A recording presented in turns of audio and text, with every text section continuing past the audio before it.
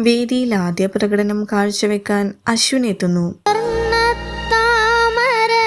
എല്ലാം കൊണ്ട് നന്നായിരുന്നു കേട്ടോ മോനെ. ഒരു പഴയകാല മനോഹര ഗാനമാണ് താരം വേദിയിൽ അവതരിപ്പിക്കുന്നത്.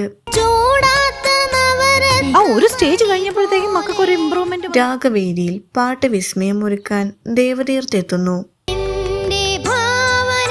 ഏറ്റവും ഇഷ്ടമുള്ളതും സ്വപ്നം കാണാൻ ആഗ്രഹിക്കുന്ന ആളിന്റെ പേര്. മലയാളികൾക്കേറെ പ്രിയങ്കരമായ ഗാനമാണ് താരം അവതരിപ്പിക്കുന്നത്. ഞാൻ ആ കുതിരപ്പുറത്തിരിക്കുന്ന രാജകുമാരന്റെ ഫേസ് എനിക്ക് ക്ലിയർ ആവുന്നില്ല. അത് ആരായിട്ടായിരിക്കും മോന്റെ ഒരു മനസ്സിൽ വരുന്നത്? തുടർന്ന് ഒട്ടേറെ രസകരമായ നിമിഷങ്ങളും വേദിയിൽ അരങ്ങേറുന്നുണ്ട്. ആരായിട്ടായിരിക്കും മോന്റെ ഒരു മനസ്സിൽ വരുന്നത്? നീ എന്റെ സ്വപ്നം കാണാൻ. രാഗവേദിയിൽ വർണ്ണവിസ്മയം ഒരുക്കാൻ അനശ്വര എത്തുന്നു.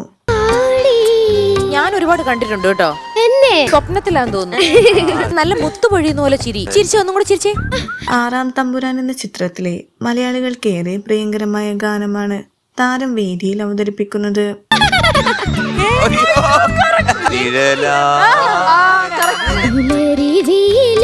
ഇത്ര വലിയൊരു മിടുക്കി പാട്ടുകാരിയാണെന്ന് തുടർന്ന് നല്ല രീതിയിലുള്ള അഭിപ്രായങ്ങളാണ് താരത്തിന് ലഭിക്കുന്നത്. പാടിയപ്പോഴാണ് മനസ്സിലായത്.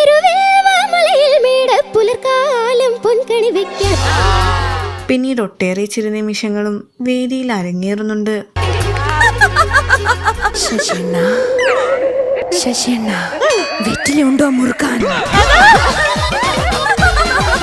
കുട്ടിപ്പാട്ടുകാരിയുടെ പുതിയ പ്രകടനത്തിന് നല്ല മാർക്ക് ലഭിക്കട്ടെ എന്ന് നമുക്ക് ആശംസിക്കാം.